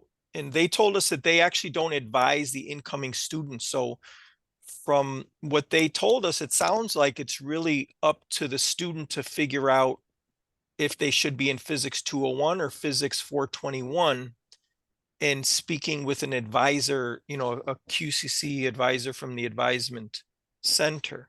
They don't speak to us and they don't speak to ET apparently, you know, like the first time they're registering. That may not be the case, but that's what we're hearing. So this could explain why we get students in 201 that really want to be engineers.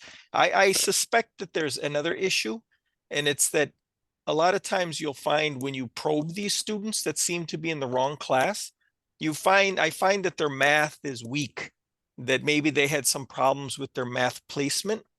And so someone along the lines advised them to take Physics 201 because it doesn't have the Calculus 1 co-requisite. So they can take Math 114 first, which is a easier lower level math. So my guess is the problem, it's a combination of two things. A lot of these students that end up like that really have math problems, and then the advising they're getting isn't explaining to them very clearly that if you take Physics 201, you're not planning on being an engineer anytime soon. You know, you're going to delay your graduation for a year at least if you decide later that you want to be an engineer, not an engineering technologist. So I think that there's really two issues that we're dealing with, three actually, because I think the ET department should advise the students before they register the first time. If they're not, they probably should, since they're majoring in ET or MT. So that's my 2 cents on this problem that we're having for many, many years. Okay, would any of the other advisors who specialize in engineering like to chime in? Right. Well, I guess I'll chime in a little bit.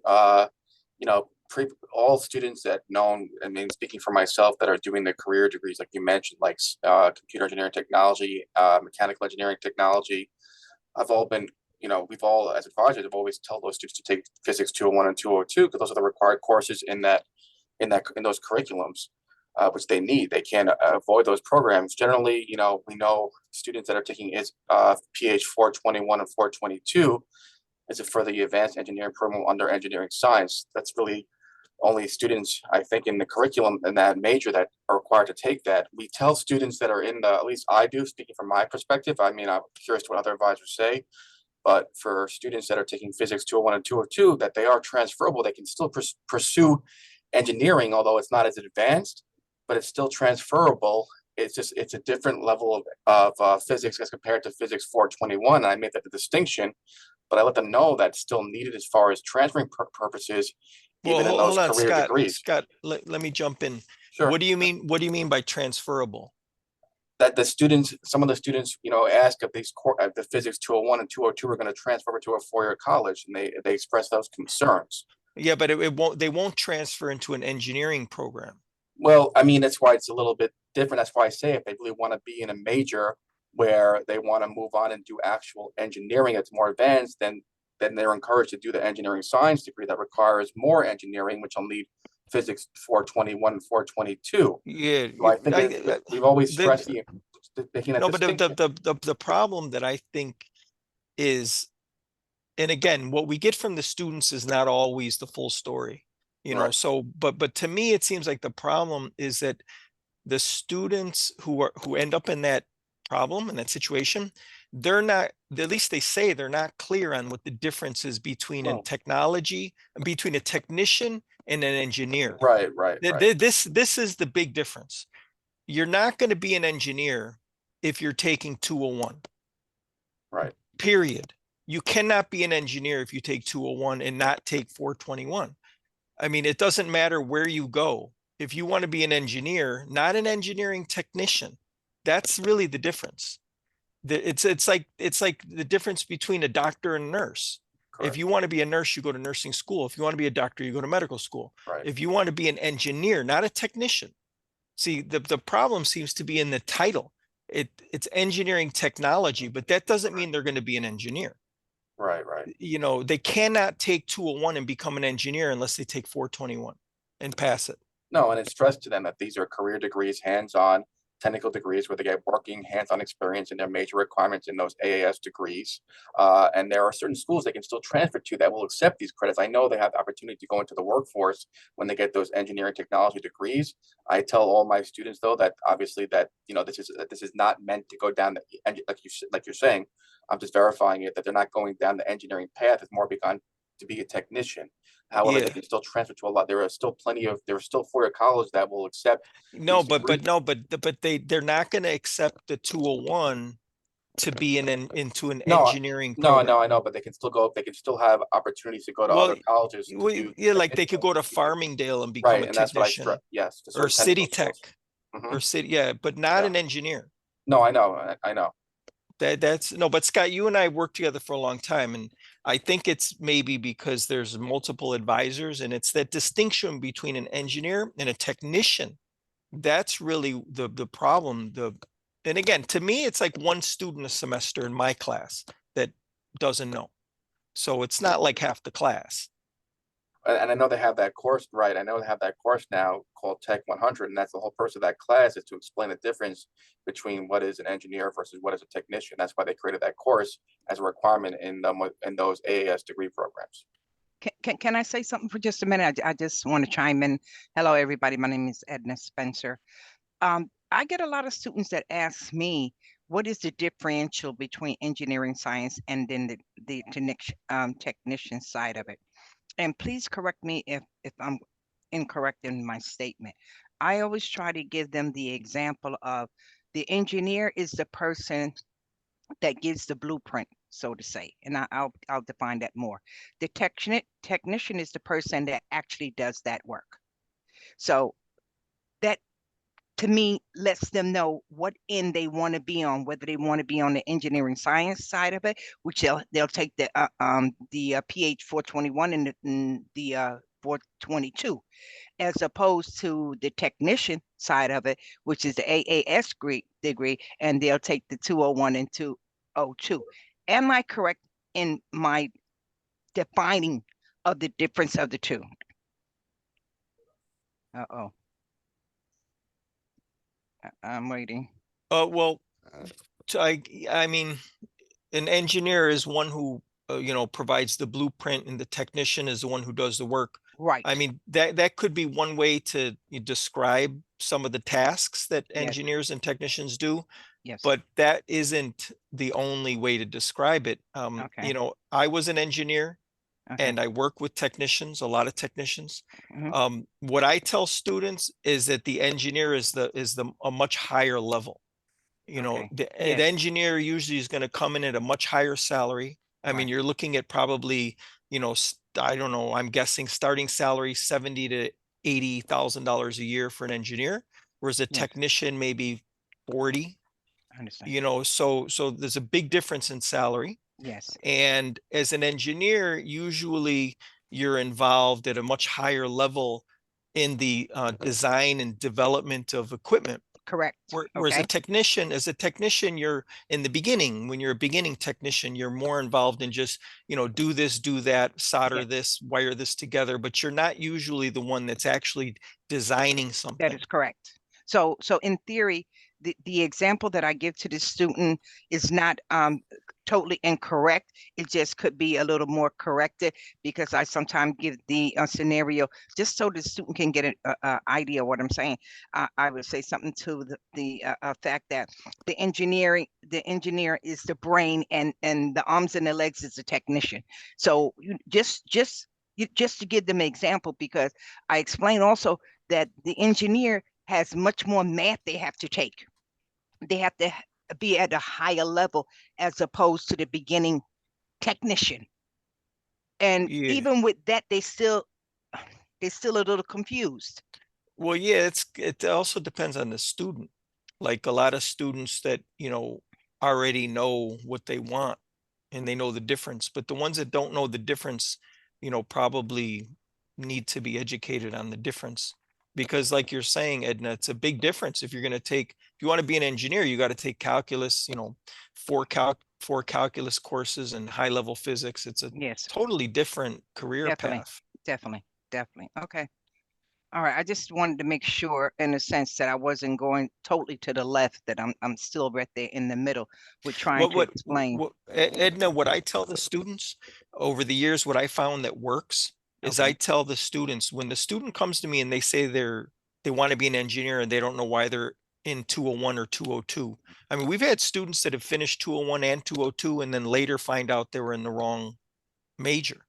So what I tell them is, I tell them one thing. I say, listen, you are not going to be an engineer, period. Unless, I mean, at least coming from here, unless you take physics 421 and 422 and you get an engineering science degree. Right. You know, this 201, 202 in physics and the ET courses you're taking, you're not an engineer. Right. You know, period. You're not an engineer. I mean, there's a difference. A technician is a technician, an engineer is an engineer. They're not at all the same thing. Okay. And that's what I tell them, and that seems to work. Okay. Even with the ones that's coming in that are really not that well versed, should I say, for lack of a better word, in math, if their skills in math is very low and they come in and they say they want to do engineering science, I always try to speak to them about the technician side of it as a better path for them, due to the fact that their math is not at that level. Am I correct?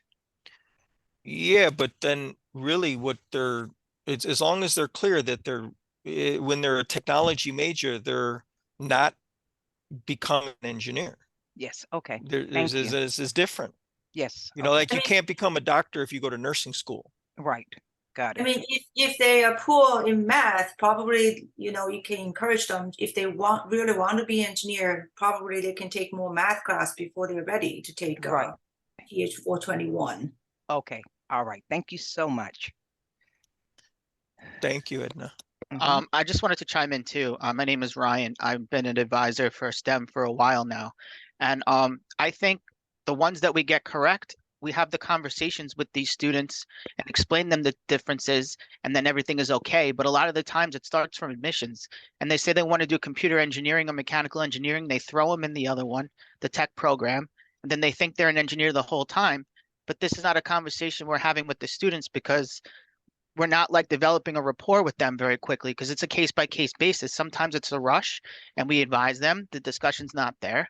And then they slip through the cracks thinking they're going to be a computer engineering tech when they really want to do computer engineering. So sometimes, you know, it's a case by case basis, but there has to be a way that we can explain the difference between the two of them to everybody.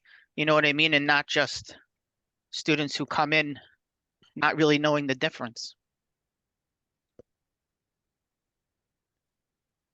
Yeah, well, it wouldn't come from us, you know. No, I understand that. Yeah. Yeah, I think it usually comes when they first come in, so they already had that on CUNY first, and this is what they're thinking, and this is what we're going by. If we don't, as Ryan said, if on individual basis we don't have the time or either be permitted to sit down and have this conversation with the students, so they know really what the differential is. Yeah, I don't, you know, I shouldn't be volunteering other people, but from my experience in the engineering technology department, that's where it should come from. I mean, because they're engineers over there and they're technicians over there. Yeah, there's a lot of them. And so, I mean, to me, it seems like it should come from them. Well, From most, Belle Birchfield, she's Right. the one that really understands clearly the whole Right. both programs, Right. and Marvin Gale. But I would say Belle Birchfield, in my experience, is the most knowledgeable person in that department when it comes to the differences between the degrees. I concur wholeheartedly. And that is another reason why, even though I didn't verbalize on it, when I'm dealing with a technician side of it or either the engineering side, I always try, if I have any doubts whatsoever, even just a minute of a doubt, I will contact Dr. Birchfield to make sure that I'm on the right track and write down everything to be sure that this is the right major for the student. Sometimes she'll tell me to send the student over to her, which is a very big help to me. But the majority of the time, the rapport that I have with her, I'm able to get a full comprehension and know how to express it to the student. So I concur with what you're saying. Okay. Go ahead, Mike. You're on mute. All right, I was trying to click it. Thank you for coming. I'm the director in the advisement center, so this feedback's really helpful. I did want to give context for the advisement community because this is a room with many advisors. There's about 40 in here, but we have about 60 on campus. So having that consistent message is important. Also a challenge. So there's ASAP, there's our area, there's College Discovery, International Veterans. So there's a varying offices. They'll all roughly have the same intake process with incoming students. I'm glad to hear it's a very low volume. You know, I mean, you could mention about one student per semester, which I think is, you know, a good start, right? We've been taking about 4,000 to 5,000 less, you know, go around. So, but I think Scott had suggested something in the chat about, which I know many are aware, but you know, if there's some FAQ or bullet points or highlights of, you know, engineer versus technician that maybe you want us to share with students, we can do that. Can also, there's some communications that can be queued up, you know, that I think we can work with marketing communications. Like if we have a list of all of those in those majors, there could be sort of like a blast to those students about some of the key differences just in case, you know, and maybe in that Tech 100. So I think anything like that you want us to reiterate, that's what we do. You know, we often have like a very particular cycle, let's say for massage therapy students, and they have very important tasks to do. And so we make sure we refer them to the office when they first come meet with us. And we also give them a little bit of a packet that sort of gives them all the points that they need to know. So, if, you know, we can definitely reiterate something like that because it is a very large advisement community, you know, with 50 to 60 advisors. So however we can help, that would be good. Okay, we can prepare something here in physics and work with the engineering department to agree on some, like, you know, a few sentences that would differentiate the two career paths and then send it over to you guys. Awesome.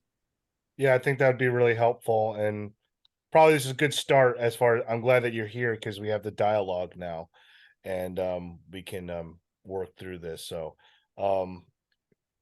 any type of information or flow charts or slides that you could send us, that would be great, and then we would be able to incorporate it in the future for other trainings as well.